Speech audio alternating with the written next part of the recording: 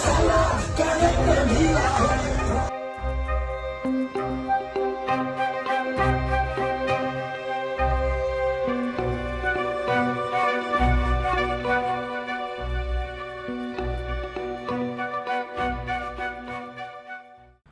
दोस्तों, मैं हूं परवेश और आप देख रहे हैं तब भारत खबर। आज हम एक ऐसी खबर पर बात करेंगे जो देश भर के रेवेन्यू डिपार्टमेंट्स में फैले करप्शन को बेनकाब करती है।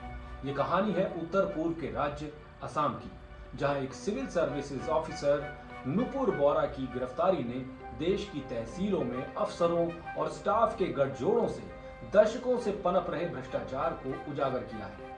सरकारी दफ्तर में काम निकलवाना है तो पैसा निकालो, वरना सालों चक्कर काटते रहो। गरीब कर्ज में डूबता जा रहा है और अफसर उनकी मजबूरी का फायदा उठाकर माला माल हो रहे हैं, करोड़ों की संपत्ति बना रहे हैं। दोस्तों, नुपुर बोरा आसाम की एक 36 साल की एसीएस अफसर। सिर्फ 6 साल की नौकरी में इस अफसर ने करोड़ों की संपत्ति बनाई। ये सिर्फ एक अफसर की कहानी नहीं दोस्तों, ये सिस्टम की वो सड़ान है जहां गरीब जनता की खून पसीने की कमाई से ये भ्रष्ट सिस्टम अफसरों की जेबें भरता है। आइए जानते हैं कौन है नुपुर बोरा, सीएम को कैसे लगी इस अफसर की करतूतों की भनक और ये सिस्टम कैसे देश की मजबूर गरीब जनता को भ्रष्टाचार से खोखला कर रहा है। आइए समझते हैं। 15 सितंबर 2025 को गुवाहाटी में बड़ी हलचल हुई। भ्रष्टाचार के मामले में असम सीएमओ की स्पेशल विजिलेंस सेल ने गुवाहाटी में नुपुर बोरा और उसके साथी सुरजीत डेका के घर पर रेड की। इस रेड में उनके गुवाहाटी वाले घर से 92 लाख रुपए कैश मिला। बरपेटा में उनके किराए के फ्लैट से 10 लाख रुपए कैश मिला। करीब 2 करोड़ रुपए के गहने और डायमंड्स भी मिले। बाकी कई प्रॉपर्टीज के डॉक्यूमेंट्स भी बरामद किए। रेड के बाद नुपुर बोरा को तुरंत गिरफ्तार कर लिया गया। असम के मुख्यमंत्री हिमंता बिस्वा शर्मा ने खुद कहा कि माइनॉरिटी डोमिनेटेड एरियाज में रेवेन्यू सर्कल्स में भ्रष्टाचार फैला है। यह अफसर 6 महीने से निगरानी में थी। छापे में 1 करोड़ 70 लाख रुपए से ज्यादा जब्त हुए। अब जानते हैं कि नुपुर बोरा कौन है और उन पर क्या आरोप लगे हैं। दोस्तों, नुपुर बोरा असम सिविल सर्विसेज यानी एसीएस की 2019 बैच की अफसर है। वो गोराईमारी रेवेन्यू सर्कल में सर्कल ऑफिसर थी। नुपुर बोरा ने अपने कार्यकाल के दौरान करोड़ों का लैंड स्कैम किया। उन्होंने हिंदू और आदिवासी परिवारों की पुश्तैनी जमीनें फर्जी कागजात बनाकर अवैध घुसपैठियों, ज्यादातर बांग्लादेशियों को ट्रांसफर कर दी। और ये सब हुआ एक रेट कार्ड के तहत। जी हाँ, जैसे कोई होटल का मेन्यू होता है, ऐसे ही भ्रष्टाचार का मेन्यू था। जमीन का नक्शा बनवाना हो तो 1500 रुपए की रिश्वत, मालिकाना हक बदलवाना हो तो 2 लाख रुपए की रिश्वत फिक्स्ड थी।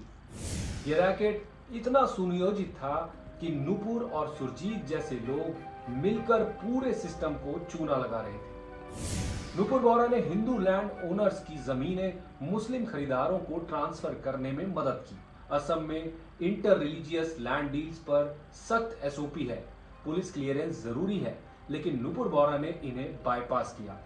ये पॉलिटिकल एंगल है, लेकिन फैक्ट ये है कि जमीन का खेल असम की डेमोग्राफी को प्रभावित करता है। दोस्तों, रेवेन्यू डिपार्टमेंट वो जगह है जहां जमीन के सारे रिकॉर्ड रखे जाते हैं। जमीनों के ट्रांसफर, म्यूटेशन का काम होता है, लेकिन यहीं सबसे ज्यादा भ्रष्टाचार भी होता है, जिसके 3 बड़े कारण हैं। सबसे पहला, पावर। जमीन का मालिकाना हक बदलने का अधिकार इन अफसरों के पास है। एक साइन से करोड़ों की जमीन इधर से उधर हो सकती है। दूसरा, कम सैलरी, ज्यादा लालच।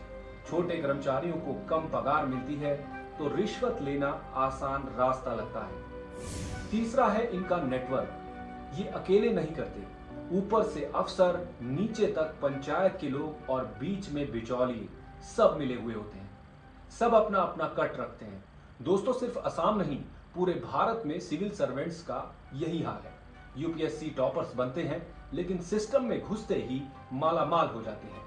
क्यों? क्योंकि चेक एंड बैलेंस कमजोर है। आरटीआई, सीएजी रिपोर्ट्स दब जाती हैं और जनता वो तो ब्राइब देकर काम निकालती है। दोस्तों, भारत में 1% अमीर 40% वेल्थ रखते हैं। अफसरों का भ्रष्टाचार वो तो गरीबी का चक्र चलाता है। दोस्तों, ये कांड सिर्फ नुपुर बोरा का नहीं, ये उस सिस्टम की सच्चाई है जो आम आदमी की मेहनत की कमाई, उसकी जमीन को लूटता है। ये उन परिवारों का दर्द है जिनकी पुश्तैनी जमीनें छीनी जा रही हैं। और ये उस देश का सवाल है जहां एनआरसी और सीएए जैसे कदम उठाए जाते हैं, लेकिन जमीन की लूट थमती नहीं। ऐसे में अब क्या करना चाहिए? कम से कम इन 4 बातों का ध्यान रखना होगा। सबसे पहला, डिजिटल लैंड रिकॉर्ड्स।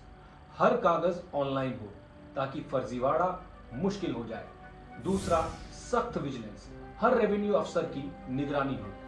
तीसरा, सजा का डर, रिश्वतखोरों की संपत्ति जब्त हो, जेल हो, ना कि सिर्फ ट्रांसफर। और चौथा, आम आदमी की आवाज, विसल ब्लोअर को सुरक्षा दी जाए ताकि कोई सच सामने ला सके। और अब आखिरी सवाल, क्या आसाम सरकार इस भ्रष्टाचार को जड़ से खत्म करेगी या ये सिर्फ हेडलाइंस बनकर रह जाएगा?